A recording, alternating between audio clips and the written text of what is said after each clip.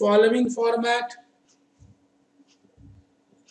Outflow अलग निकाल लेंगे, इनफ्लो अलग निकालेंगे। ये इनफ्लो का फॉर्मेट है, लीज रेंट इनका इनफ्लो है, डेप्रिसिएशन इनफ्लो है, कैश इनफ्लो निकाल लेंगे, दोनों आफ्टर टैक्स करेंगे इसका, फिर प्रेजेंट वैल्यू फैक्टर और प्रेजेंट वैल्यू लाइंस ड्रॉ करिए प्लीज। और लास्ट में आ जाएगा total of present value of cash inflows. आराम से बेटे, 5 मिनट की तो बात रहेगी ना बेटे, आराम से कर लो।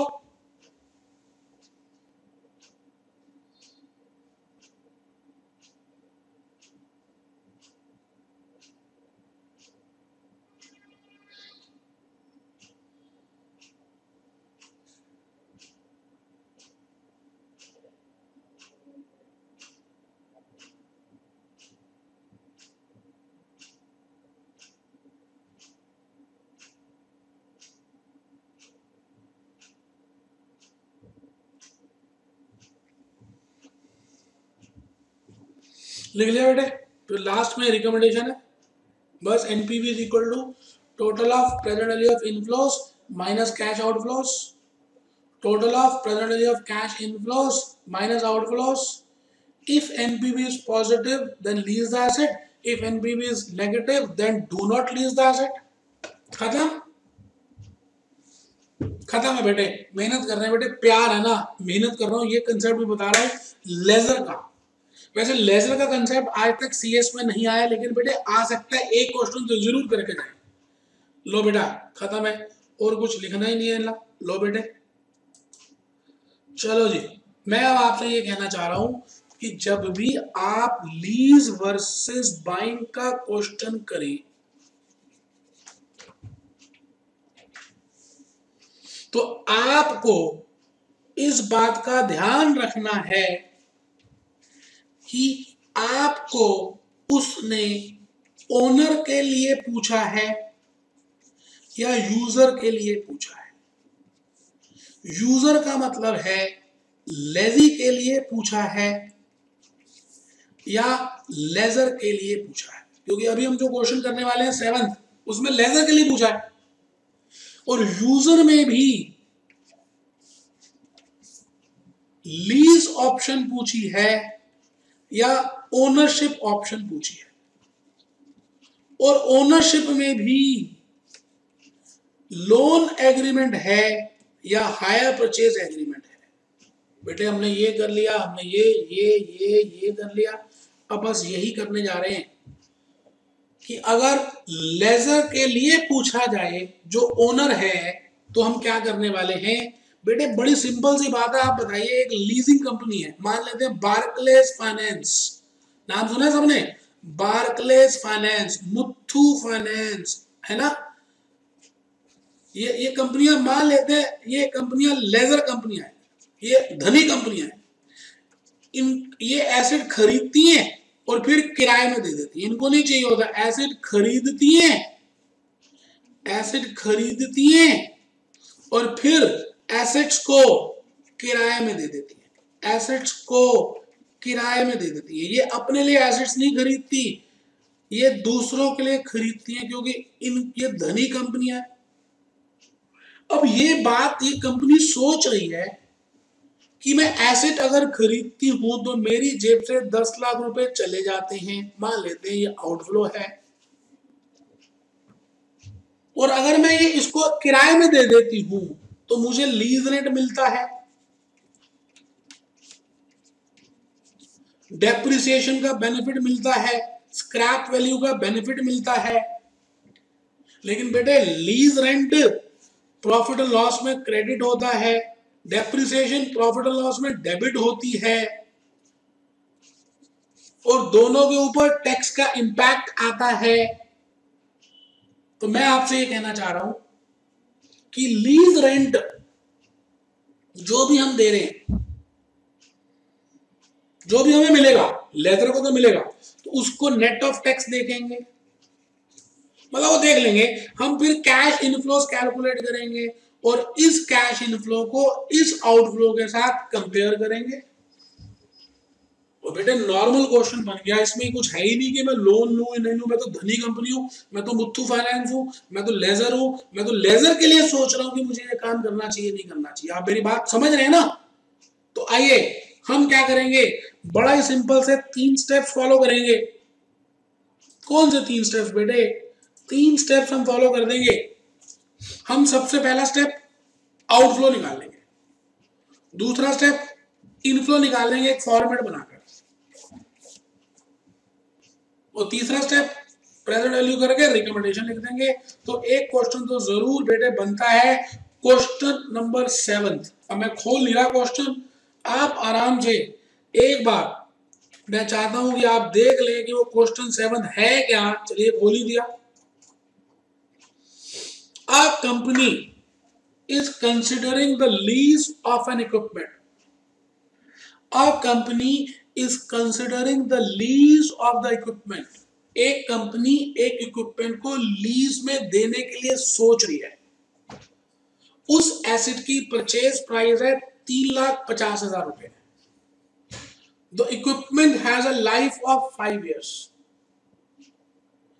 As per income tax rule, WDV method of 25% is allowed. The lease rentals per year जो लेजर चार्ज कर सकता है वो 1,20,000 चार्ज कर सकता है। टैक्स रेट है 50% और 16% है बिफोर टैक्स। आराम से देख लीजिए। आपको बताना है should the company lease the equipment. मैं रुक गया हूं, पहले पढ़िए क्वेश्चन को।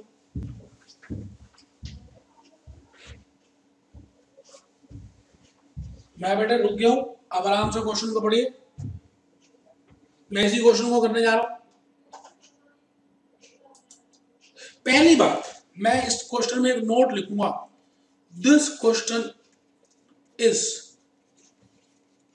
From the point of view of leather. This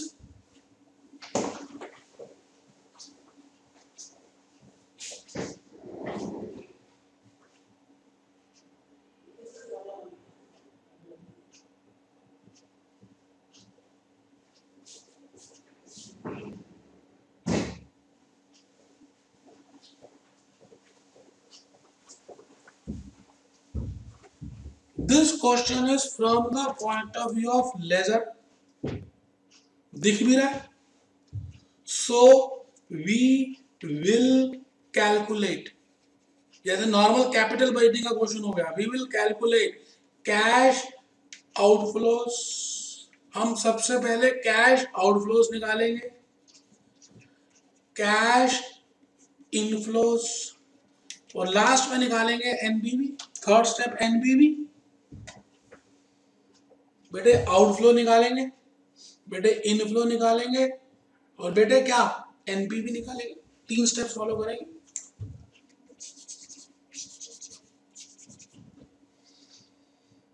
तो आइए शुरू करते हैं जी। आइए मैं लिख रहा हूं step number 1, calculation of cash outflow. बेटे purchase price of equipment, purchase price of equipment बेटे 3,50,000 रुपए। बेटे यहां पर कोई इंस्टॉलेशन एक्सपेंसेस है ही नहीं, एड इंस्टॉलेशन एक्सपेंसेस नहीं है, कुछ भी तो नहीं है। तो बेटे 3,50,000 रुपए आउटफ्लो आ गया।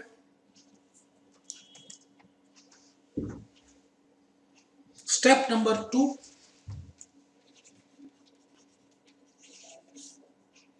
Calculation of cash inflow.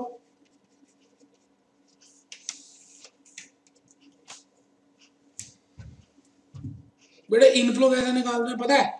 Profit after tax plus depreciation. याद है, भूल गए? तो बेटे इनफ्लो वैसे निकाल देंगे। तो लिखिए statement showing calculation of cash inflow year 1 2 3 4 5। बेटे लीज रेंट रिसीव्ड, बेटे डेप्रिसिएशन, बेटे प्रॉफिट बिफोर टैक्स, बेटे टैक्स, बेटे प्रॉफिट आफ्टर टैक्स, बेटे कैश इनफ्लो। और आप चेक करिए जो मैंने दिया है वो कुछ अलग तरीका है, लेकिन ये मैंने वो तरीका बताया जो आपने आज तक कैपिटल रेटिंग में किया हुआ है, जिससे कि आपको ज्यादा समझ आए। लीज रेंट रिसीव्ड इनकम है तो 1,20,000 रुपए की वो इनकम रिसीव कर रहे हैं, ये लीजिए, ये लीजिए। और बेटे डेप्रिसिएशन 25% है, तो बताइए 3.5 लाख का 25% कितना आ गया बेटे? 87,500 माइनस इक्वल टू इंटू 25%।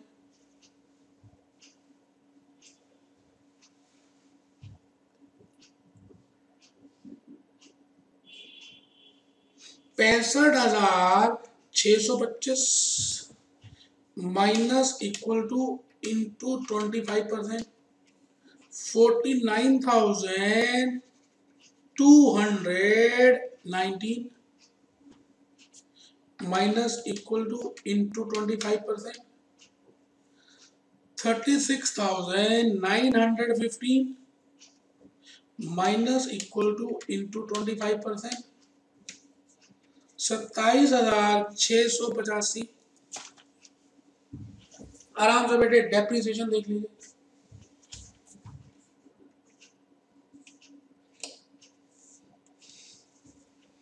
बेटे प्रॉफिट बिफोर टैक्स क्या है? ये इनकम है, ये खर्चे हैं। इनकम में से खर्चे लेस कर दें तो प्रॉफिट ही तो आएगा। तो चलिए करके देखते हैं। मैं बड़ा वो तरीका बता रहा हूँ जो आपने ऑलरेडी किया हुआ है, जिससे कि आपको समझ आए, जबकि आंसर मैंने कुछ दूसरे तरीके से लिखा है, लेकिन नेट आंसर सेम आएगा। 32,100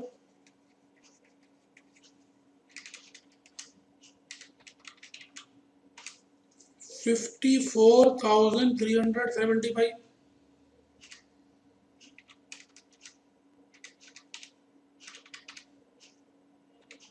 70,781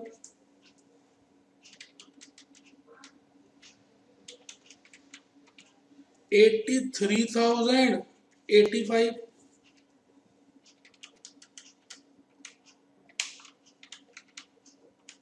92,315। आराम से देख लीजिए। अब बेटे टैक्स का रेट कितने परसेंट है? 35 है। अच्छा 50 है तो बेटे 50 में तो सिंपल ही हो गया, 16,250 और यहां भी आ गया 16,250। बेटे 27,188। मैं अब एक ही फिगर लिखूंगा क्योंकि दोनों सेम ही और जगह नहीं है मेरे पास। 27,188 70781 अपॉन 2 35390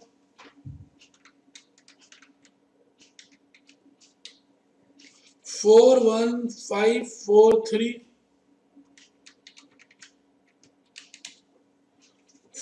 46158।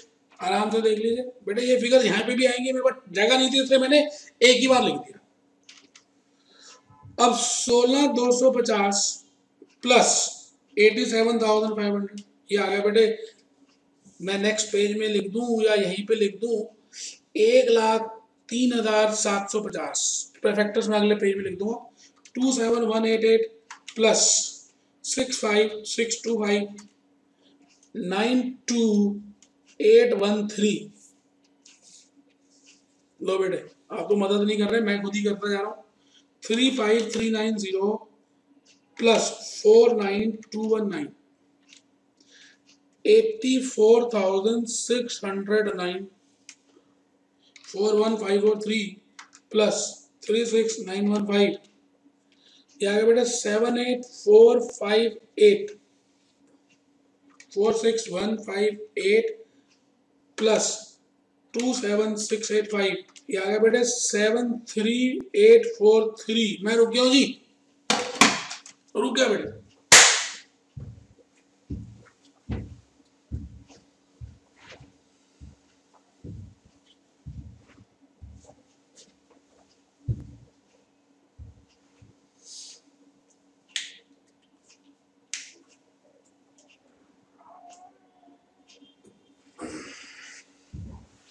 रुक गया बेटे। अभी मुझे प्रेजेंट वैल्यू फैक्टर्स निकालने हैं। पहले बताओ यहां तक समझ आ गया बेटे। कैश इनफ्लो क्या होता है? Profit after tax plus depreciation. Profit after tax plus depreciation. चलो बेटे मैं अलग अलग पेज में लिख देता हूँ, थोड़ा सा आपको शायद इसमें घिचड़ पिचड़ दिख रही है। मैं एक कॉलम और बना देता हूँ। ईयर दोबारा से यहाँ लिख देता हूँ क्योंकि वो मतलब 1 2 3 4 5 मैंने कैश इनफ्लो तक लिया था ना, तो मैं कैश इनफ्लो वहां से देख के लिख देता हूँ। Present value factor and present values, ठीक है जी। 103 750 92813 84609 78452 73843। लो बेटे, बस बेटे खत्म होने वाला है।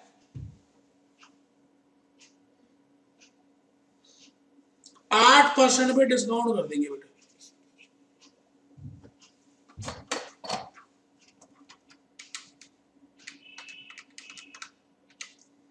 .925 .857 .793 .735 .680। Total of present value of cash inflows. आराम से बेटे बस निकालिए तो चैप्टर क्लोज, क्वेश्चन खत्म। मैंने शुरू भी कर दिया, आप भी कर दीजिए। इन 2.925 मेमोरी प्लस 95968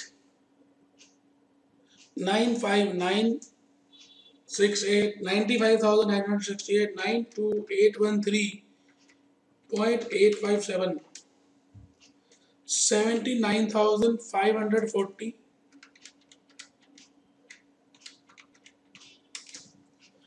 67,095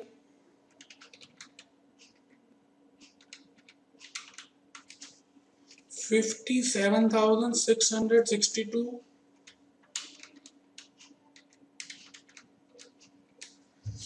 50,213 350 486। आराम से बेटे 3,50,486 रुपए आपके सामने आ चुके हैं। मैं रुक चुका हूं। आंसर लगभग सेम आया बेटे। 200-250 रुपए का डिफरेंस है बेटे, वो तो डेसिमल की वजह से है। मेरा आंसर वहां 928 है, यहाँ पर 400-500 कुछ है, ठीक है। तो लिखें, लेकिन ये तरीका बहुत आसान है। जो मैंने दिया वो थोड़ा मुश्किल है, ये बहुत आसान तरीका है। एनपीवी इज नेगेटिव, तो लिखें जी the management of lessor may be advised not to give asset on lease basis। लो बेटा, बेटे एक चीज मैं बताऊंगा कि भले आपने 7 क्वेश्चन मेरे साथ किए, मैंने सारे कराए बेटे। एक्स्ट्रा प्रैक्टिकल क्वेश्चन में अगर थोड़े से 2-3 क्वेश्चन और देख लें, मैंने और किसी टॉपिक में नहीं कहा, मुझे ऐसा लगता है कि इसमें कम से कम 10-12 क्वेश्चन आपको ट्राई करने चाहिए टोटल। तो 7 तो कर लिए बेटे, 3-4 क्वेश्चंस आपको जो कंसेप्ट डिफिकल्ट लगता है ना, मैंने ईपीक्यूज में भी कंसेप्ट वाइज बनाया हुआ है, तो आप प्लीज वहां से भी जरूर देखें। और बेटे तभी तो लाइफ में आप सक्सेस अचीव करेंगे।